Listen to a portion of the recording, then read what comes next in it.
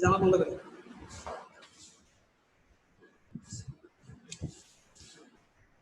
আসসালামু আলাইকুম প্রিয় শিক্ষার্থীরা, তোমরা কেমন আছো? আশা করি তোমরা ভালো আছো। তোমাদের ভালো থাকাটাই কামনা করি। তোমরা ইতিমধ্যে কিছু নোটিশ পেয়েছ। তোমরা নোটিশের যে মর্মার্থ সে অনুযায়ী বাকি কাজ করবে। আমি নতুন করে তোমাদেরকে কিছু বলছি না। তোমাদের আগামীতে টেস্ট পরীক্ষা দেওয়ার জন্য এগুলো খুব প্রয়োজন। এটা হচ্ছে প্রাতিষ্ঠানিক কথা। আর আমি আজকে তোমাদের সাথে আলোচনা করব নতুন একটা অধ্যায়, যেটা তোমাদের টেস্ট পরীক্ষাতে এখান থেকে প্রশ্ন আসতে পারে, টেস্ট পরীক্ষাতেও প্রশ্ন আসতে পারে। বীজগাণিতিক অনুপাত ও সমানুপাত। বীজগাণিতিক অনুপাত ও সমানুপাত, এই অধ্যায়টা আমরা আজকে আলোচনা করব। তোমাদের জন্য খুব গুরুত্বপূর্ণ। তোমরা যদি মনোযোগ দিয়ে এই ক্লাসটা করো তাহলে তোমরা আশা করি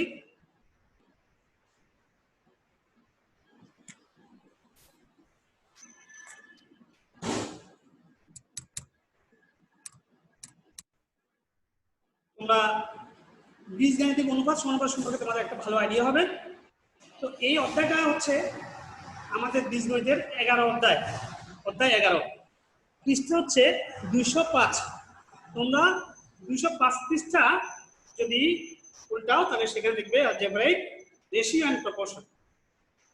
আচ্ছা, তো এই অধ্যায়ে ঢুকে আমরা কিছু জিনিস আমরা আগে একটু জানবো। অনুপাত কাকে বলে? অনুপাত কি?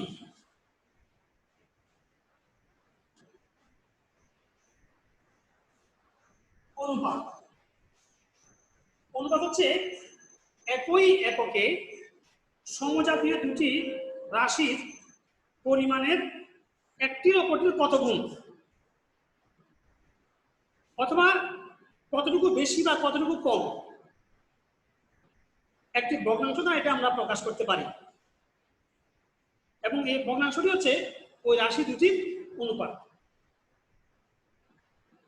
মনে করো একটি রাশি পি আর একটি রাশি কিউ, দুটি রাশি একই জাতীয় এবং একই এককে,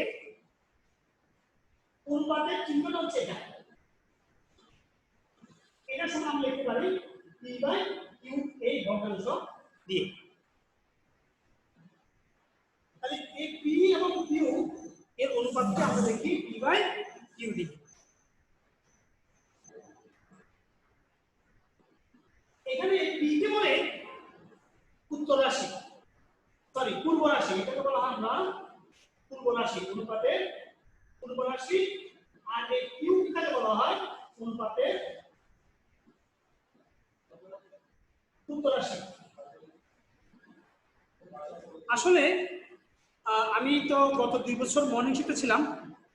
এই শিফটে আমি মাত্র আসলাম, তোমাদের ক্লাসও অফ হয়ে গেল করোনার কারণে।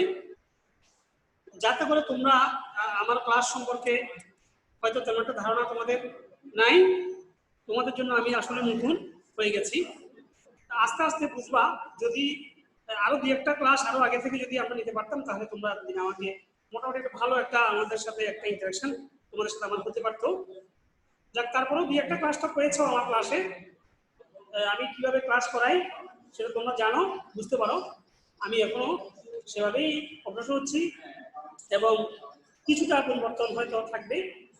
আশা করি তোমরা যদি ফলো করো ভালো করে তাহলে তোমরা ভালো করতে পারবে। এরপরে অনুপাতের পরে আমরা আরেকটা জিনিস যেটা, সেটা হচ্ছে সমানুপাত।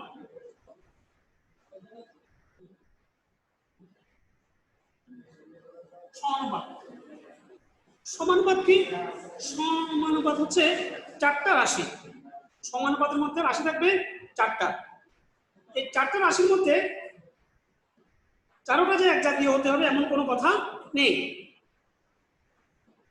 যে কোনো 2টা যদি এক জাতীয় হয়, বাকি 2টা আরেক জাতীয় হয়, তাহলে এক জাতীয় দুইটার যে অনুপাত অপর এক জাতীয় দুইটার অনুপাত যদি সমান হয় তখন আমরা এই দুটোকে বলবো সমান অনুপাত। এবং লিখবো এরকম, মনে করো এ বি সি ডি চারটা অনুপাতিক রাশি, এ বি সি ডি, এই দুটো একরকম এক জাতীয় আর এই দুটো একরকম, এবং এ অনুপাত বি সমান হচ্ছে মনে করো সি অনুপাত ডি। যদি এরকম হয় তাহলে আমরা এটাকে এভাবে লিখি, এ অনুপাত বি সমান, এটা হচ্ছে সমানুপাত চিহ্ন, সমানুপাত সি অনুপাত ডি। এইটুকু হচ্ছে সমানুপাতের চিহ্ন। আমরা যদি ভগ্নাংশটা যদি লিখি তাহলে লিখতে পারবো আমরা a বাই b সমান c বাই d, বা এটা যদি আমরা ক্রস গুণন করি তাহলে হবে ab ইকুয়াল টু bc। এটা হচ্ছে সমানুপাত। তাহলে তোমরা অনুপাত কি জিনিস সেটা বুঝতে পেরেছ। এরপরে সমানুপাত কি জিনিস সেটা তোমরা আশা করি বুঝতে পেরেছ। আর যখন অঙ্ক করবে তোমরা অঙ্ক করতে করতে তোমাদের আরো চর্চা যখন হবে তোমাদের আর কোনো সমস্যা হবে না। এরপরে আরেকটা জিনিস বুঝাবো, সেটার নাম হচ্ছে ক্রমিক সমানুপাতি।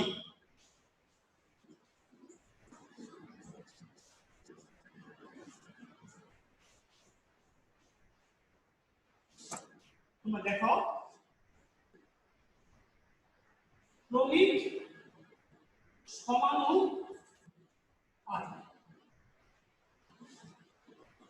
এই কথাটা এই অধ্যায়ের জন্য খুবই খুবই খুবই গুরুত্বপূর্ণ।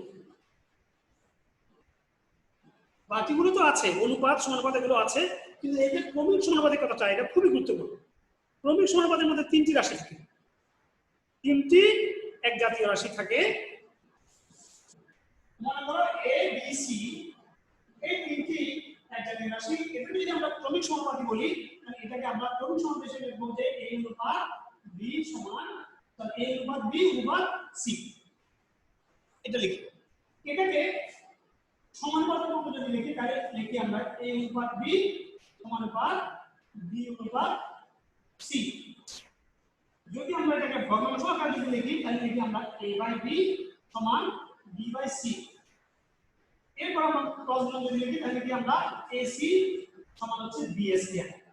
এই হচ্ছে আরেকটা ইম্পর্টেন্ট সম্পর্ক এই ক্রমিক সমানুপাতির, ac equal to b square, অথবা আমরা b square equal to ac আমরা যদি লিখি তাহলে এটাকে বলি আমরা ক্রমিক সমানুপাতি। অর্থাৎ এই রাশিগুলো তিনটি রাশি পরস্পর ক্রমিক সমানুপাতি, অর্থাৎ এর সাথে b এর যে অনুপাত, b এর সাথে c এর অনুপাত সমান।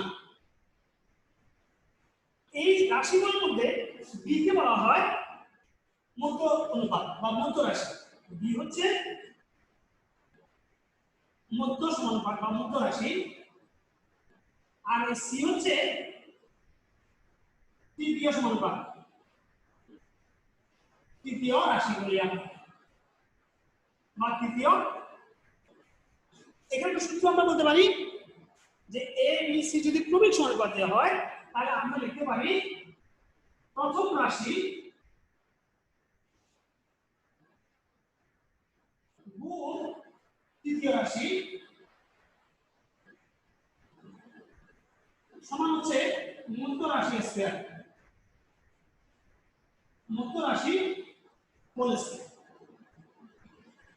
এই কথাটা বাংলা যেটা আমি লিখে দিয়েছি এটা আমাদের অনেক সময় বিভিন্ন অবজেক্টিভ কোশ্চেনের মধ্যে আসতে পারে, এইটাও আসতে পারে।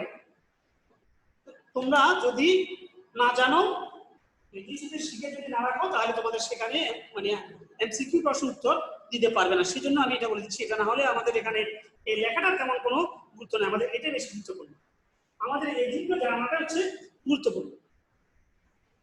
এরপর আমি এবার অন্য একটা জিনিসে যাই, সেটা হচ্ছে কি, সেটা হচ্ছে এই অনুপাতের রূপান্তর, এটা আরো বেশি গুরুত্বপূর্ণ।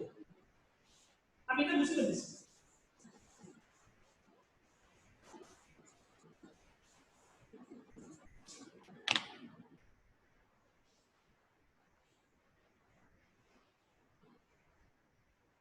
অনুপাতের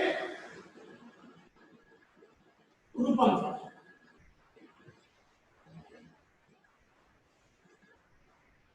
অনুপাতের রূপান্তর। এখন আমরা যারা অঙ্ক করাই, আমরা যারা শিক্ষক, আমি অনেককে দেখেছি, তোমরা যারা স্টুডেন্ট তোমাদেরকেও দেখেছি, ডাইরেক্ট বইয়ের অঙ্কে চলে যাও, অঙ্ক করতে চলে যাও। এই যে জিনিসগুলো বোঝার যে জিনিসগুলো আছে এগুলো তোমরা বুঝতে চেষ্টা করো না বা বুঝো না, যার কারণে তোমরা অঙ্কে খারাপ করো। কিন্তু যদি আজকে আমি যেভাবে তোমাদেরকে এই ক্লাসে জিনিসগুলো বুঝিয়ে দিচ্ছি, অতীতেও তোমাদেরকে আমি ক্লাসে এভাবে বুঝিয়ে দিতাম, কিন্তু তোমরা সেটাকে হয়তো মূল্যায়ন করতে না। যদি মূল্যায়ন না করে থাকো বা যদি গুরুত্ব না দাও, তাহলে তোমাদের মানে এই অধ্যায়ের অঙ্কগুলো তোমরা করতে পারবে না। দেখে দেখে করা বা গাইড থেকে দেখে করা, এতে করে অঙ্ক শেখা যায় না, শেখা যাবে না। এই মূল জিনিসগুলো, বেসিক জিনিসগুলো তোমাদেরকে জানতে হবে। এখন আমি যে কাজটা করাবো, অনুপাতের রূপান্তর। কয় ধরনের রূপান্তর করা যায় সেই রূপান্তর যদি তুমি শিখো, তাহলে অঙ্ক করতে গেলে, এই চ্যাপ্টার অঙ্ক করতে গেলে এই সব রূপান্তরগুলো তোমাদের জানতে হবে। এবং তুমি যখন প্র্যাকটিস করবে তখন তোমাদের আর কোনো সহজ মানে সমস্যা হবে না, সহজ। যারা এই রূপান্তরগুলো শিখবে না তারা অঙ্ক করবে কিন্তু বুঝবে না, অঙ্ক মুখস্থ করতে চেষ্টা করবে কিন্তু মুখস্থ করা যাবে না, ভুল হয়ে যাবে। আর ভুল হয়ে গেলে তো নাম্বার পাবে না, এটা তোমরা জানো। তাহলে আমি রূপান্তরটা তোমাদেরকে দেখাচ্ছি। এক নম্বর হচ্ছে ব্যস্তকরণ। আমি সংক্ষেপে দেখাচ্ছি তোমাদেরকে। ব্যস্তকরণ, এই ব্যস্তকরণটা কিভাবে হবে? মনে করো আমরা লিখলাম যে a অনুপাত b সমান c অনুপাত d। এটা যদি আমরা ব্যস্তকরণ করি তাহলে আমরা লিখতে পারবো যে b অনুপাত a সমান b অনুপাত c। খেয়াল করো, এই অনুপাত থেকে যদি আমরা পাই, এখান থেকে আমরা পাবো ab সমান bc, এখান থেকে আমরা পাবো bc সমান ab, একই কথা, বা ab সমান bc, একই কথা। দেখো, আমি অনুপাতের পূর্ব রাশি এবং উত্তর রাশি দুটো পরিবর্তন করে উল্টে দিয়েছি, ব্যস্তকরণ করেছি। এটার আরেকটা নাম হচ্ছে বিপরীতকরণ। এটাকে বিপরীতকরণ করেছি, তাহলে মানের কোনো পরিবর্তন হয় নাই। তাহলে আমরা অনুপাতের ব্যস্তকরণ করতে পারি, অর্থাৎ একটা অনুপাতকে উভয় দিকের রাশিগুলোকে আমরা কি করতে পারি, বিপরীত করতে পারি, কোনো সমস্যা নেই। এরপরে যেটা আসছে সেটা হচ্ছে একান্তরকরণ।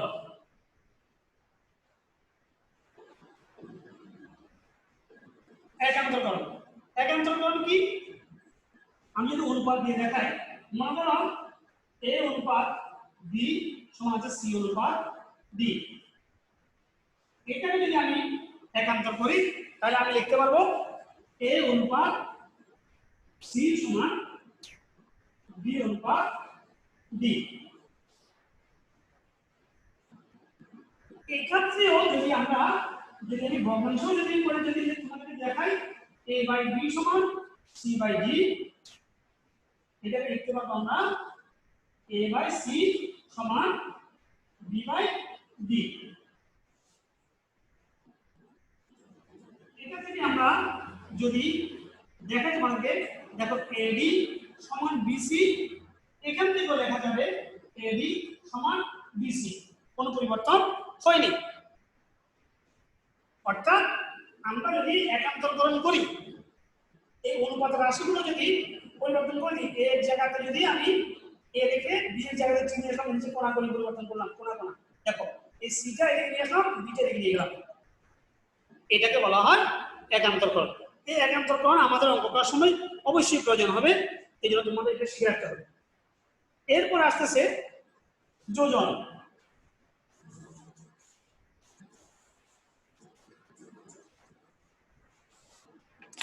এরপর আসো যোজন। যোজন কি? আমার কাছে মনে করো আছে a বাই b সমান আছে c বাই d। এটাকে যদি আমি যোজন হিসেবে যদি করি তাহলে a plus b divided by b সমান হচ্ছে c plus d divided by d।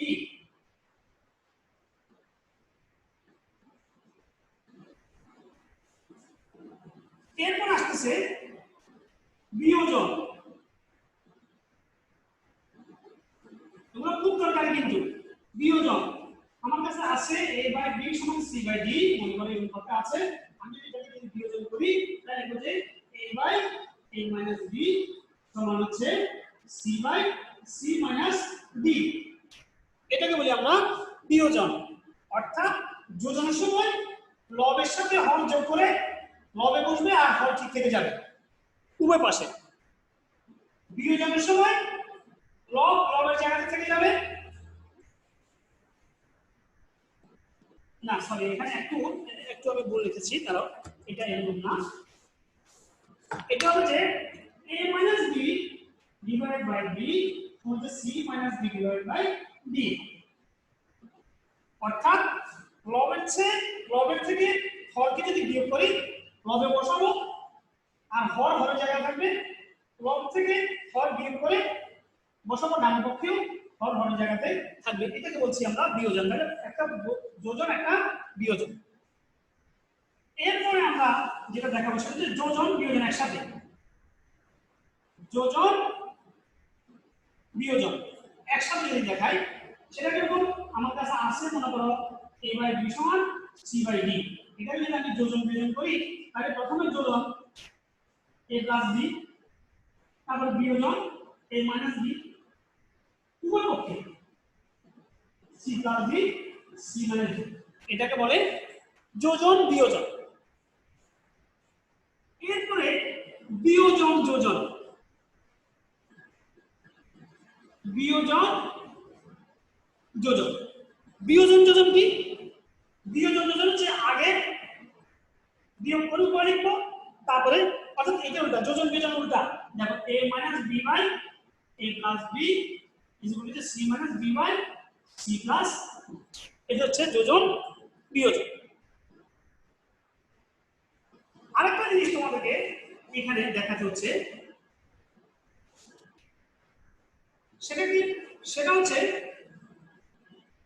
প্রত্যেকটি অনুপাতের মান, যে অনেকগুলো অনুপাত যদি সমান হয়, যেমন a বাই b সমান যদি c বাই d সমান যদি হয়, e বাই f সমান হচ্ছে যে g বাই h। মনে করে এরকম অনেকগুলো অনুপাত আছে সমান। এরকম যদি অনেকগুলো অনুপাত যদি সমান থাকে,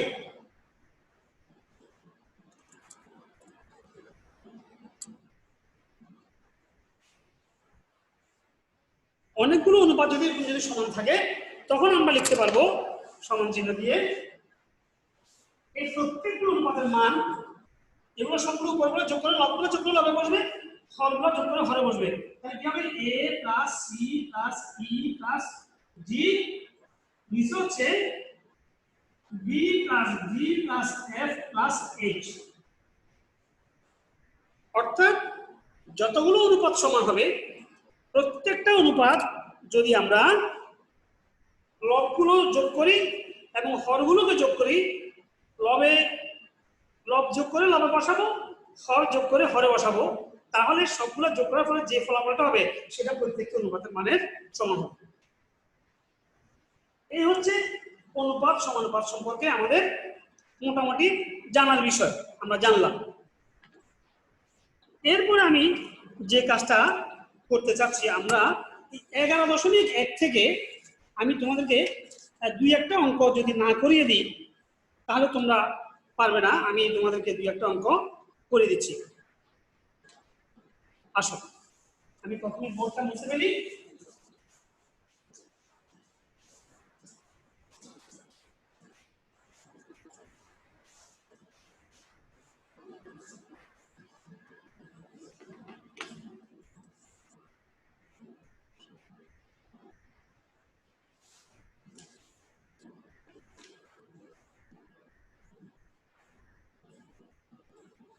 আমি তোমাদের মেন বইয়ের 7 নম্বরের অঙ্ক একটা আছে, দেখো 7-এর খটা আমি আগে বলেছি তোমাদেরকে, খুব বেশি ইম্পর্টেন্ট অঙ্ক। যেহেতু আসলে অনেকগুলো অঙ্ক আছে, এখানে প্রায় 20টা অঙ্ক আছে, সব অঙ্ক তো তোমাদেরকে করে দেওয়া সম্ভব হবে না। তো আমি দেখি তোমাদেরকে 2-1টা অঙ্ক করাতে পারি কিনা। এরপরে হয়তো তোমাদের এই ক্লাস আমি আর নাও পেতে পারি, সেই জন্য আমি চেষ্টা করব তোমাদেরকে কমপক্ষে 2টা অঙ্ক যাতে করে দিতে পারি। 7 নম্বর যেটা আছে অঙ্ক, 7 আমি ক করা দিব না, গ করা দিব না, এগুলো তোমরা পারবে। আমি যেটা একটু কঠিন, যেটা আমি তোমাদেরকে কঠিন এবং ইম্পর্টেন্ট যেটা, সেটাই তোমাদেরকে করে দিচ্ছি। 7 খ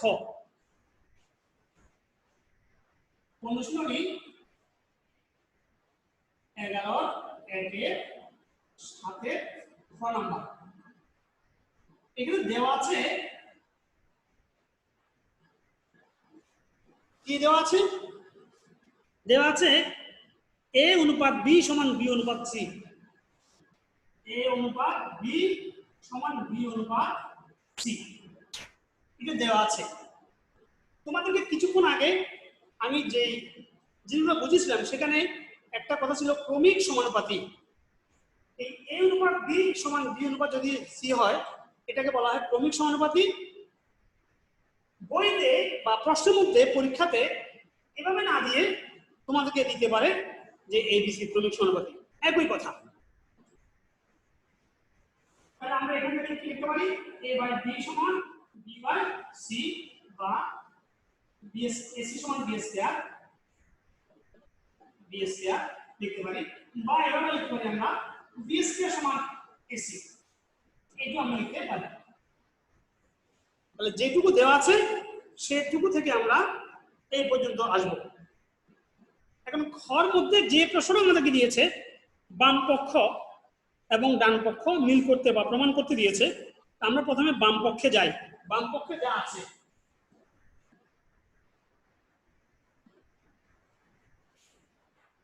বাম পক্ষে যা আছে a square b square c square, a square b square c square 1/a cube plus 1/b cube plus 1/c cube, এটা দেওয়া আছে বাম পক্ষে। বাম পক্ষ থেকে আমরা ডান পক্ষ যেটা দেওয়া আছে a cube plus b cube plus c cube প্রমাণ করব। এটা পরীক্ষাতে আসে, খুব ইম্পর্টেন্ট। তাহলে যেটা দেওয়া আছে সেখান থেকে আমরা b স্কয়ার থেকে ac পেলাম। এরপরে আমাদের যে কাজ, দেখো এটা দিয়ে আমরা এটাকে গুণ করব। আমরা এই ব্র্যাকেটের মধ্যে এই অংশটাকে গুণ করব, আবার এটাকে গুণ করব, আবার এটাকে গুণ করব। তাহলে কিভাবে হবে দেখো, তাহলে a square b square c square divide by a cube plus a square b square c square divide by b cube plus a square b square c square divide by c cube. আসো একটু উপর দিকে, আমরা যদি এদিকে পাশে চলে আসি, সমান। এখন দেখো উপরে আছে b স্কয়ার c স্কয়ার, এটাকে আমি লিখি bc হোল স্কয়ার, আর নিচে a স্কয়ার আর a কিউব কাটা গেল যে a, প্লাস এখানে দেখো a স্কয়ার আর c স্কয়ার। এখানে একটু আমরা সংশোধন করি, আমরা bc হোল স্কয়ার না লিখে আমরা এটাকে এভাবে লিখি b স্কয়ার c স্কয়ার থাকে না। আর এখানে আমরা এই যে দেখো a স্কয়ার c স্কয়ার আর এখানে b স্কয়ার আছে, এই b কিউব আর b স্কয়ার যদি কাটা যায়, নিচে থাকবে b, উপর থাকবে a স্কয়ার c স্কয়ার, এটাকে লিখে আমরা ac বলছি। প্লাস এখানে c স্কয়ার c কিউব কাটা গিয়ে নিচে থাকবে c, উপর থাকবে a square b square, a square b square. এরপরে দেখো এই b স্কয়ার এর মান আমরা আগে বের করেছিলাম, b স্কয়ার সমান ac, এটা আমরা এখানে লিখব ac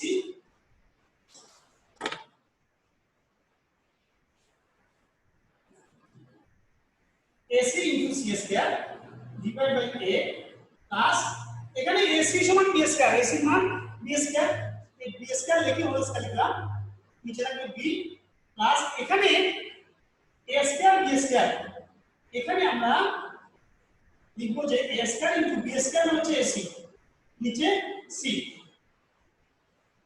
সমান, দেখো এখানে a কাটা আর থাকবে c কিউব প্লাস এখানে b স্কয়ার হোল স্কয়ার মানে b টু দি পাওয়ার 4, নিচে b তাহলে থাকবে যে বি কিউব প্লাস এখানে এই সি সি কাটা আর থাকবে যে এ আর এস টা গুণ করলে হচ্ছে যে এ কিউব। যদি আমরা বইয়ের মধ্যে যদি সাজিয়ে রাখি তাহলে হবে A cube plus B cube plus C cube. অর্থাৎ এটা হচ্ছে আমাদের বইয়ের যে ডান পক্ষ প্রমাণ করতে হচ্ছে এই ডান পক্ষ। তাহলে আমি বাম পক্ষ সমান ডান পক্ষ পেলাম, পাওয়ার পরে আমরা যেটা লিখি সুতরাং বাম পক্ষ সমান ডান পক্ষ প্রমাণিত বা দেখানো হলো। তো এটা তোমরা জানো সবাই, আমি আর ওইটুকুতে গেলাম না, সময় যদি 1 মিনিট বাঁচাতে পারি আমাদের একটু কাজে লাগবে। এখন আমি আরেকটা গুরুত্বপূর্ণ অঙ্ক, 10 নম্বরটা খুব বেশি গুরুত্বপূর্ণ এবং পরীক্ষাতে খুব বেশি আসে এটা। আমি 10 নম্বরটা করে দেবো, এটা তোমরা আশা করি বুঝতে পেরেছো।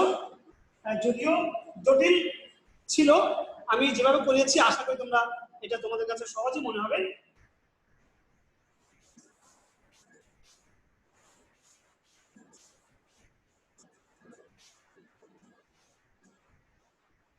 আমি এখন 10 নম্বর অঙ্কতে যাব।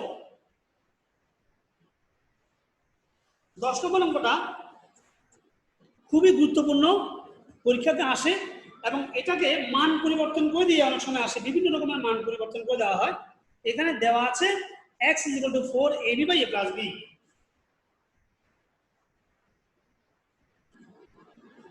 দেওয়া আছে x = 4ab divided by a plus b। প্রমাণ করতে বলছে x plus twice a divided by x minus twice a plus x plus twice b divided by x minus twice b is equal to 2। আবার লেখা আছে a is not equal to b, মানে a এবং b সমান নয়। তাহলে আমাদের x plus twice a divided by x minus twice a এই একটা অংশ, x plus twice b divided by x minus twice b আরেকটা অংশ।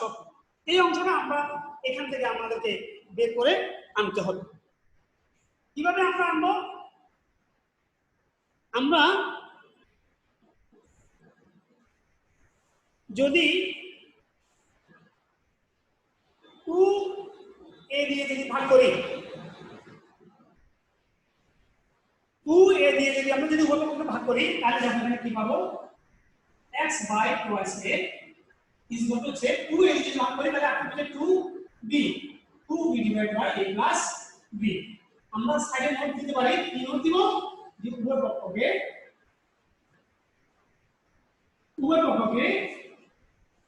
twice b দ্বারা ভাগ করি। ঠিক আছে, এবার আমরা কিছুক্ষণ আগে যে আমরা রূপান্তর করিয়েছিলাম, অনুপাত রূপান্তর, দেখো সাথে সাথে কাজে লেগে যাচ্ছে। এই অনুপাত রূপান্তর থেকে আমরা এখানে করব যোজন বিয়োজন, যেটা লাস্টে করেছিলাম যোজন বিয়োজন, শেষের দিকে 5 নম্বর যেটা করেছিলাম বা 6 নম্বর করেছিলাম যোজন বিয়োজন। এটা কি হবে, x plus twice a divided by x minus twice a is equal to twice b plus a plus b twice b minus a minus b। এটা হচ্ছে যোজন বিয়োজন। আমরা ব্র্যাকেটের মধ্যে লিখে দিব কি করেছি, আমরা কি করেছি সেটা ব্র্যাকেটে লিখে দিলাম যোজন বিয়োজন করে। তাহলে মান এখান থেকে কি পাবো, দেখো x plus twice a divided by x minus twice a is equal to হচ্ছে a plus twice b divided হচ্ছে b minus a। এটাকে একটা সমীকরণ দিয়ে রাখি। আমরা যেটা প্রমাণ করতে বলছে তার একটা অংশ পেয়েছি, তাহলে আরো একটা অংশ আমাদের আছে x plus twice b by x minus twice b।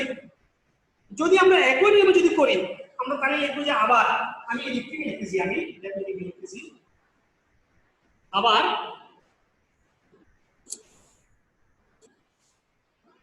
আমি এদিকে লিখতেছি আবার আমরা লিখবো x is equal to 4ab divided by a plus b, বা আমরা আগে twice a দিয়ে twice b দিয়ে ভাগ করেছিলাম, সরি এটা twice b ভাগ করেছিলাম,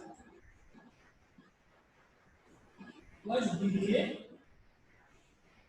এটাকে twice a দিয়ে ভাগ করছি আমরা এখানে লিখেছি 2 এটা টুয়াইস এ হবে একটা সংশোধনী এটা টুয়াইস এ দিয়ে ভাগ করা হবে এরপর এখন আমরা ভাগ করব টুয়াইস বি দিয়ে x by twice b is equal to হচ্ছে তাহলে twice a by a plus b এখানে আমরা আর টুয়াইস b দ্বারা ভাগ করেছি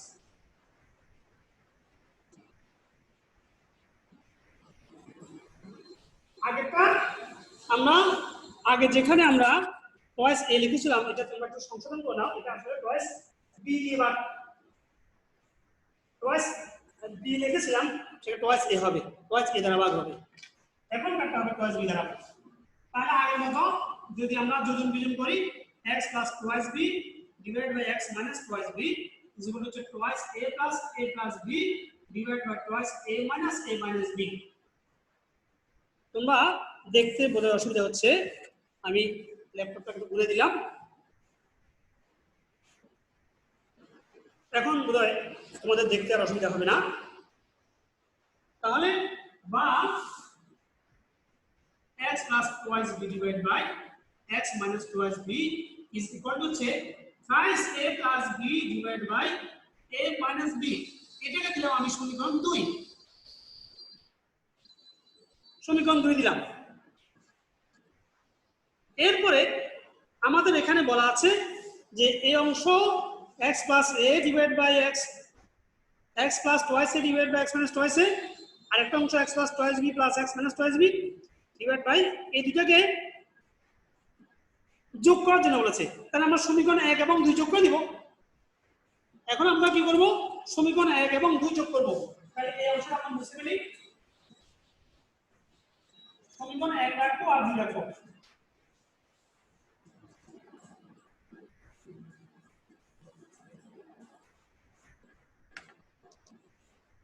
সমীকরণ 1 এবং 2 যোগ করব এখন সমীকরণ 1 ও 2 যোগ করি 1 এবং 2 যদি যোগ করি কি হবে x plus twice a divided by x minus twice a আর এখানে আছে plus x plus twice b divided by x minus twice b is equal to তাহলে 1 এর বাম পক্ষ লিখেছি 1 এর ডান পক্ষ লিখব a plus twice b divided by b minus a plus 2 এর বাম পক্ষ লিখেছি আগে এখন 2 এর ডান পক্ষ লিখব twice a plus b divided by a minus b লিখলাম আমরা এখন দেখাতে হবে এটার ফলাফল হচ্ছে যোগফল হবে 2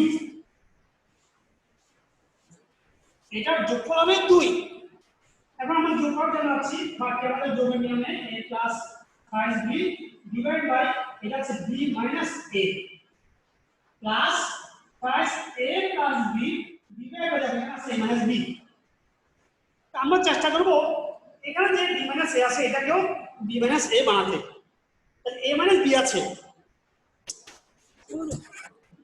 a minus b আছে তাহলে a minus b কে আমরা b minus a যদি লিখতে যাই তাহলে b minus a লিখলাম কিন্তু a minus b K b minus a লিখলে আগে একটা মাইনাস চিহ্ন দিতে হয় এখানে একটা মাইনাস চিহ্ন দিতে হয় এখন তোমরা সবাই ক্লাস 10 এর ছাত্র তোমাদেরকে এভাবে আমরা ভাগ করে যদি নাও দেখাই দিই কোনো সমস্যা নাই আমি এটাকে এখানে না দিয়ে ডাইরেক্ট প্লাসের জায়গাতে এখানে মাইনাসটা লিখে দিতে পারবো এই ব্র্যাকেটটা তখন আর দেওয়া লাগবে না কিন্তু মাইনাসটা যদি নিচে দিই তখন ব্র্যাকেট দেওয়া লাগবে কেমন বললাম দেখো b মাইনাস a লসাগু একই হর যদি একই হয় তাহলে লসাগু হবে দুটো মিলে একটা b মাইনাস a এখানে থাকতেছে a প্লাস 5b তোমরা এটা জানো নিয়ম আমি আর তোমাদেরকে বললাম না হর দিয়ে ভাগ লব দ্বারা পূরণ করলে যেটা হয় আমি সেটা আর মুখে বলে দিলাম না তোমাদেরকে এখানে আসছে কি এই মাইনাস যেহেতু এটা একই মাইনাস দিয়ে গুণ করলে তাহলে মাইনাস 3a আর প্লাস মাইনাসে মাইনাস b এখন দেখো এই 5b থেকে b গেল হচ্ছে twice b মাইনাস a থেকে মাইনাস twice a গেল হচ্ছে মাইনাস twice a হচ্ছে b মাইনাস a আমি যদি 2 কমন নিয়ে ফেলি 2 কমন নিলে হবে b minus a divide by b minus a b minus a b minus a কাটা আর থাকবে 2 সমান ডান তাহলে আমরা বাম পক্ষ সমান ডান পক্ষ আমরা পেলাম।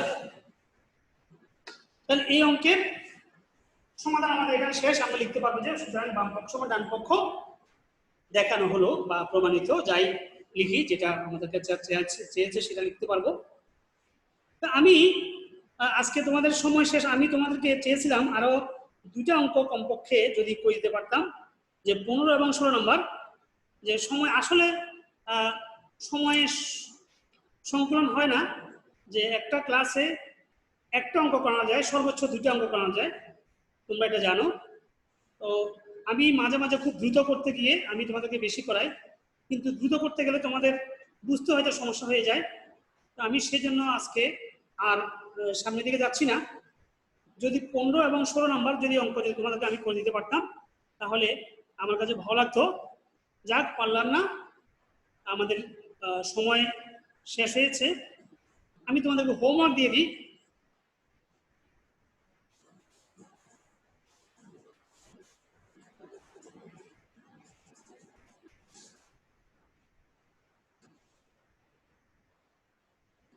হোমওয়ার্কের মধ্যে সবসময় এমসিকিউ থাকবে, এমসিকিউ করবে এই অধ্যায় থেকে একবারে কমপক্ষে 15টি, কমপক্ষে 15টি, বেশি যা পারো। 2 নম্বর হচ্ছে 11 থেকে তোমরা যে অঙ্কগুলো করবে, উদাহরণ 3, 6, 7, 8, 9। আমি আগে উদাহরণ দিই তোমাদেরকে, উদাহরণ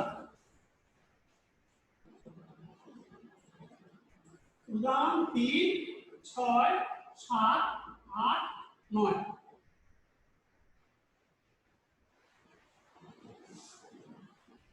অতিরিক্ত কাজ, অতিরিক্ত কাজ একটু তোমাদেরকে এটা নতুন আমি সংযোজন করলাম, নতুন আমি সংযোজন করেছি এটা অতিরিক্ত কাজ।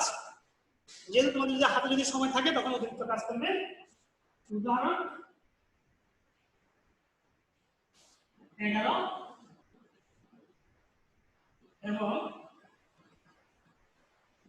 19 থেকে করবে তোমরা 15, 16, 15, 16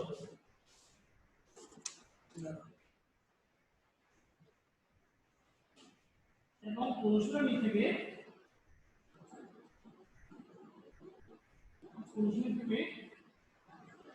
15 ও 16 অতিরিক্ত কাজ তোমরা আশা করি চেষ্টা করলে তোমরা পারবে। বাড়ির কাজটা উঠে নাও, বাড়িতে উঠে না। তোমাদের সাথে আমার আবার হয়তো দেখা হবে আগামী সপ্তাহে। এই সপ্তাহে ক্লাস আমি কমপ্লিট করেছি। যাক, তোমরা আমি যা করিয়েছি তোমরা যদি ভালো করে যদি চর্চা করো বাসায়, তাহলে তোমাদের অঙ্কের ব্যাপারে কোনো ভয় থাকবে না। বেশি বেশি করে চর্চা করতে হবে, অঙ্ক বেশি বেশি চর্চা করতে হবে। আমি বারবার বলছি যে এখানে মুখস্থ করার কিছু নাই, সব বুঝার বিষয়, আর বুঝার বিষয় আর প্র্যাকটিস করার বিষয়। বুঝতে হবে, প্র্যাকটিস করতে হবে, বুঝতে হবে, প্র্যাকটিস করতে হবে, তাহলে ইনশাল্লাহ তোমরা অঙ্কে ভালো করবে। তোমরা জানো এবছর আমাদের এসএসসি রেজাল্টে অঙ্কে কোনো ফেল ছিল না, নাই। আশা করি আমরা আগামী বছর থাকবে না, যদি তোমরা সেভাবে যদি এগিয়ে যাও। তো তোমাদের সকলের জন্য শুভকামনা রইল, আমার জন্য দোয়া করবে। আমি গত 2 ক্লাসে বলেছি, আজকে বলছি, আমি অসুস্থ, তোমরা আমার জন্য দোয়া করবে ভালো করে, যাতে করে আমি সুস্থ হয়ে তোমাদের সাথে সুস্থভাবে ক্লাস নিতে পারি আগামীতে। তো আজকে এই পর্যন্ত, সবাই সুস্থ থাকো, ভালো থাকো, সবাইকে আল্লাহ হাফেজ, আসসালামু আলাইকুম রহমতুল্লাহ। মিনিট হলো,